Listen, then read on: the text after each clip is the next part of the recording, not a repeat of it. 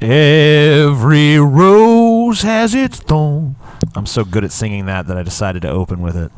It's pretty bad. No. This is basically our promo for the 100th episode of the Drunken Peasants podcast with Scotty and some other people that no one knows.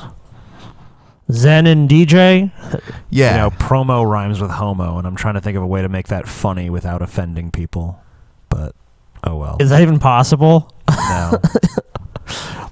I want to be funny, but not offensive. It's like probably not very funny then. I mean, not always. I mean, there are non-offensive funny jokes. Hey, what about Sinbad, Scotty? His comedy was pretty PG, and he was hilarious. TJ, I really wish I could slap you right now. Sinbad, Scotty. Sinbad? Remember Sinbad, Ben? Yes, I remember him. Sinbad was terrible. He was the... What do you mean?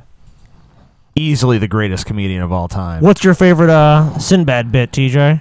Man, I love the part where he's talking about women with big booties, man. You know? He'd be talking about women at the beach with a big booty. So what was like his joke about that? His joke was that he said it in a funny voice.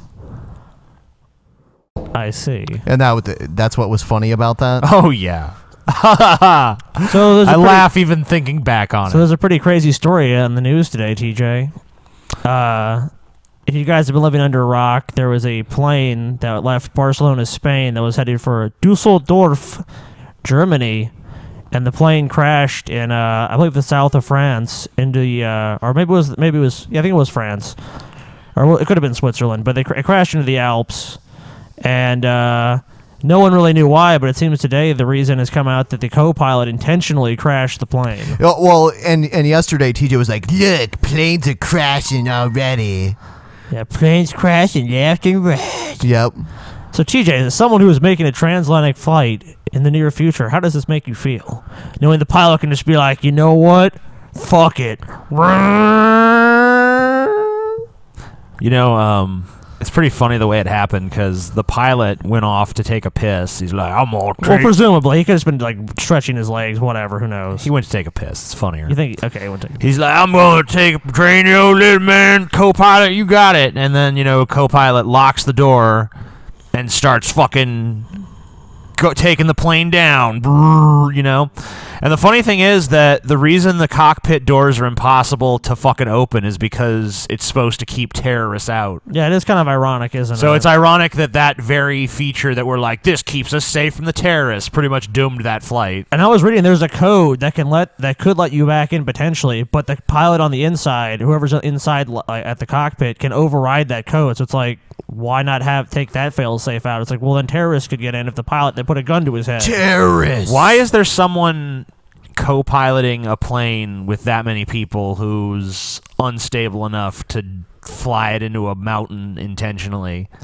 They said there was a huge disparity between the pilots. I think they said the main pilot had like 6,500 hours experience. I'm not sure if it was on that equipment or if it was just flight time, but the co-pilot only had 600 hours. So I mean, sure, but it was a pretty controlled. I don't think experience had much to do with it, considering he crashed intentionally. Well, I'm saying he hadn't been doing it for very long. Obviously, is what I'm trying to get out there. I mean, so why was he even a fucking? I mean, like, what I'm saying is, why were there not better psychological evaluations of these pilots? I think the company, the carrier, is owned by Lufthansa, and I think they're already trying to address that and trying to, you know, say like, oh well, we put people through a psychological vetting process, and you know, we don't know what else we could have done. Is basically what they're trying to say. They need to fucking make sure the people aren't crazy. Look, all you need to do to see if someone's crazy is just look in their eyes for like a minute and be like, okay, now speak. But how does it make you feel, If TJ? they give you the Charles Manson eyes, then you're like, oh shit, okay, this that's motherfucker's garbage. crazy. But how does it make you feel with that knowledge, TJ? Does that make you feel... What knowledge? The fact that the pilot can just kill you, TJ. Well, I already knew the pilot could just kill me. Right, and, you know, when you're driving down the road, someone could just decide to steer their car head on into your car.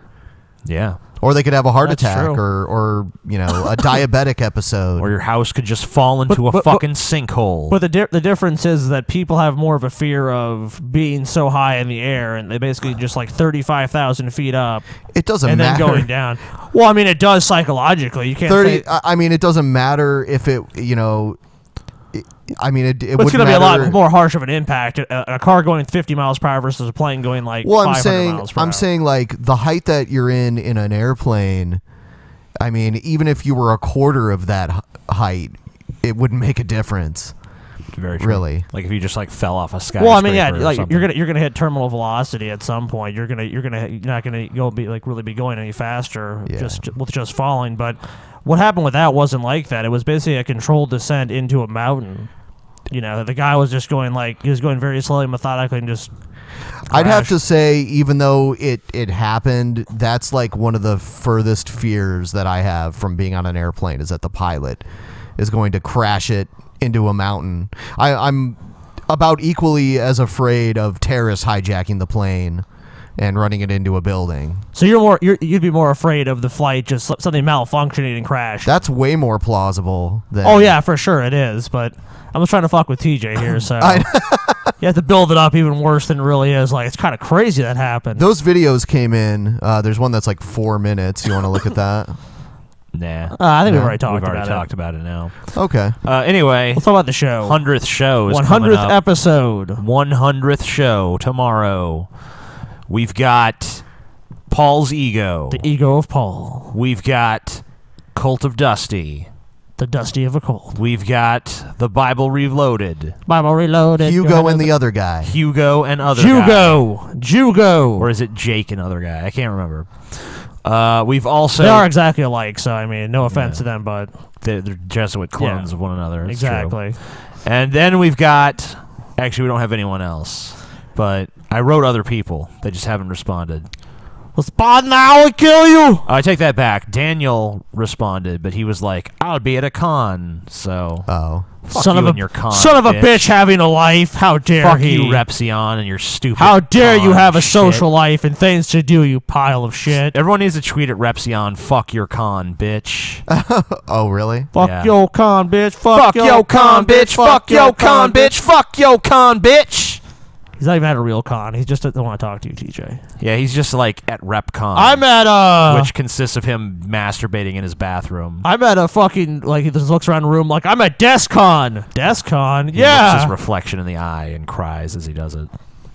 RepCon 2015. No, he's at DESCON, DESCON. dude. DESCON. DeskCon. Yeah, everyone talks about desk, like, just desk enthusiasts. Oh like, my "Man, god, mahogany. Oh, it's so fucking, yeah. This is my custom-built desk. Far superior to the shit you buy at Office Depot or wherever. I personally think wood desks are passe. Mine is made really? of an advanced polymer developed by the military. You don't have, you're not tied to nature. I built this desk by hand. I haven't cut down the tree. You just have, You're just living in the past, buddy. fuck you, bitch. Fuck you! Die! Ben covers his ears, but he's wearing headphones, so it doesn't make any sense. So, My headphones have volume controls on the sides of them. Oh, that's he's cool. like, turn that down. Derp, derp, derp, derp. so the I didn't 100th know episode will be the best Drunken Peasants episode of Should've all told me time. that, Ben. The best of all time. Yeah. Until the next, like... It's you the know, best. Until the milestone. next one. Around. Until the next milestone one. It's like, we gotta be like wrestling, where like every upcoming pay-per-view is like, this is gonna be the biggest fucking pay-per-view event you've ever fucking seen in your goddamn life. Fates will be decided. Dreams will be destroyed. And that's exactly what will happen tomorrow. On the Drunken Peasants 100th episode. a special time of 8:30 Eastern Standard Time. Starring Not 8 Scott o'clock. Kirk as the douchebag. TJ is an inept bumbling moron. Oh, And Ben as just some dude running the show. And Ben is the voice of reason, who is often ignored. He's the voice of treason is what he is. I think we should do something logical. If three of us are in a group, Ben is definitely the voice of reason. The voice of reason. I don't like that. you don't like it? No. I don't like it. I don't like it. I don't like it. Anyway, 100th episode tomorrow, 100. 8:30. Tune the fuck in, you stupid cunts. Yep, that's it. Yep. 30 seconds. Got 30 seconds to 30 go. seconds left. Yeah. Every rose has its thorn. Just like every old man has his lawn. I want that 30 seconds back. You don't Too get bad, Ben. It. You don't get it back, Ben. Too fucking bad. TJ is garbage. Get off my lawn, you fucking pieces of shit! AJ,